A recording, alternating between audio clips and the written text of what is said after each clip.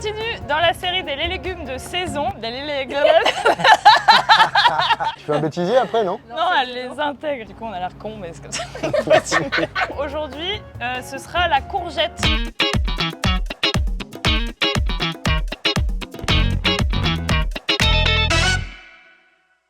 Eh ben, c'est qu'on va se faire un petit bocal de lactofermentation de courgettes. Donc, sans plus attendre, on va s'y mettre. On vient couper les pédoncules et la petite queue de la courgette, très simplement. On en parle souvent des pédoncules avec Ouais, les c'est chefs, comme, hein. surtout avec les cucurbitacées. On pourrait très bien, dans un bocal, mettre nos 2 morceaux de courgettes tels quels. Mais après, c'est pas forcément très facile à travailler une fois qu'on va ouvrir notre bocal dans 1 mois, 6 mois, etc. Donc, ce que je vous propose, on va essayer plusieurs choses. On va peut-être s'en faire déjà en rondelles. Hein. Et là, par exemple, on va tailler les cubes.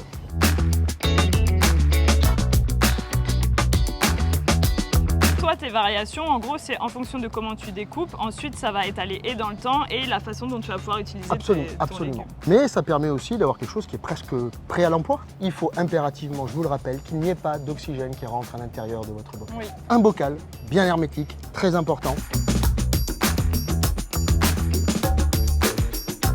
On pourrait mixer des légumes, hein. Si jamais vous avez d'autres légumes sous le coude et que vous ne savez pas quoi en faire, vous pouvez mettre les deux en même temps, dans le même bocal, à condition qu'ils aient la même texture de chair. Le plus long, là, ça va être laver les courgettes, hein, clairement. Ensuite, on va prendre notre sel et notre eau. Pardon Chloé, pour faire une lactofermentation, on a besoin de 30 g de sel au litre. C'est, je vous le rappelle, encore une fois, c'est énorme. On peut, pour être honnête, en mettre beaucoup moins. Mais s'il n'y a pas de sel, ça fonctionne quand même. D'accord, Donc, ça je savais pas. Pour tous les gens qui ont des régimes sans sel, etc., eh ben, n'hésitez pas à ne pas mettre de sel. Tant que vous avez un bon bocal, eh ben, ça fonctionnera de la même manière. Ok. On va plonger notre sel. Moi, j'ai pris du gros sel de mer classique. Hein. Tout ce qu'il y a de plus simple, de plus basique, dans l'eau.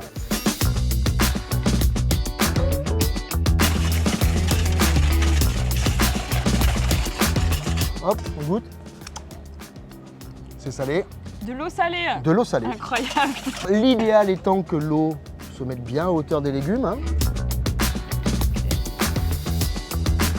Hop, on va venir tasser un petit peu. On va venir refermer notre bocal.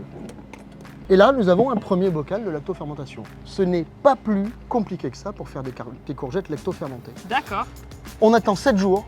Surtout à température ambiante, là chez nous il fait plutôt chaud, donc ça va plutôt relativement vite, même parfois un petit peu moins de 7 jours. Mais entre 7 et 8 jours, le pH s'est stabilisé. On peut ouvrir notre bocal, la lactofermentation s'est opérée. D'accord. Mais c'est aussi à partir de 7 jours que si on veut, on pourrait très bien garder ces courgettes plusieurs mois, voire même, pour être honnête, plusieurs années. Quand on ouvre ce bocal-là au bout de 7 jours ou bien après, eh ben, l'idéal avec ce genre de taille par exemple, avec les rondelles se faire un petit gratin. Et puis avec les petits légumes, avec les petits cubes, je veux dire, eh ben on pourrait très bien se faire une petite poêlée de courgettes avec ce qu'on a sous la main. Bah génial, on passe à la suite? Allez, très bien. Eh ben écoute, je te propose de passer aux pickles maintenant. Parfait. Ok. Donc ce que je te propose, Chloé, c'est qu'on va tailler nos courgettes de 2 manières différentes. Une D'accord. pour aller dans une petite salade, Ouais. par exemple, pour accompagner une salade dans quelques jours, quelques semaines. Oui. Et l'autre pour manger, ben, peut-être comme ça, plus comme un cornichon. Des cornichons, de la moutarde, du pain du beurre.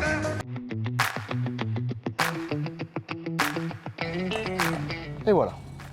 Première préparation, en mode cornichon. Maintenant, on va faire la même préparation, toujours en pickles, mais par exemple, pour incorporer dans une salade. D'ici 2 jours, 3 jours, 1 semaine, 2 semaines.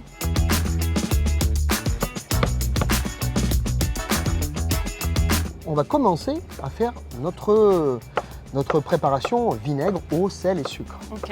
Donc d'abord l'eau et le vinaigre. On a Ok. besoin de 250 g de vinaigre pour 125 g d'eau. Ok. Donc 2 fois moins d'eau que de vinaigre. Après on multiplie, hein. 500 g d'eau, 250 g, 500 g de vinaigre, 250 g d'eau. Ah mon Dieu. Donc là on est quand même sur une recette hein, avec 250 g de vinaigre et 125 g d'eau. C'est très vinaigré. Hein. Là on est vraiment sur cornichon, c'est acide. Hein. Ouais, c'est acide. Voilà, c'est très acide. Ça a du retour. Il vous faudra 25 g de sucre Ok. pour 15 g de sel. Des cornichons. Et on fait chauffer tout ça. Le fait de chauffer cette espèce de mélange vinaigre, eau, sel et sucre, eh ben ça va permettre d'accélérer en fait le processus. Ensuite, on va pouvoir disposer nos bâtonnets dans le bocal. N'hésitez pas à mélanger vos légumes. Qu'est-ce qui nous empêche de mettre quelques bâtonnets de carottes, de navets ou de courges, pourquoi pas, ou d'autres choses. Hein. Dès que ça commence un petit peu à bouillir, on est pas mal. On vient fermer. de façon hermétique. Là, évidemment, la préparation est extrêmement chaude. On la laisse refroidir à température ambiante. Ouais. On la met au frais. Et dans 24 heures, on peut les manger. On peut commencer à les manger. Bref, Les pickles, c'est super bon. donc on en a terminé avec cette recette de pickles et de lactofermentation avec la courgette. On se retrouve très bientôt pour la recette avec Chef Charlie. Salut! Bye bye. des cornichons. Punaise, quand je pense que j'avais tout préparé, là, tout mon speech sur le lacto. Putain, j'ai rien dit, je suis deg. Hop. C'est plus facile de faire un beefsteak, hein, quand même.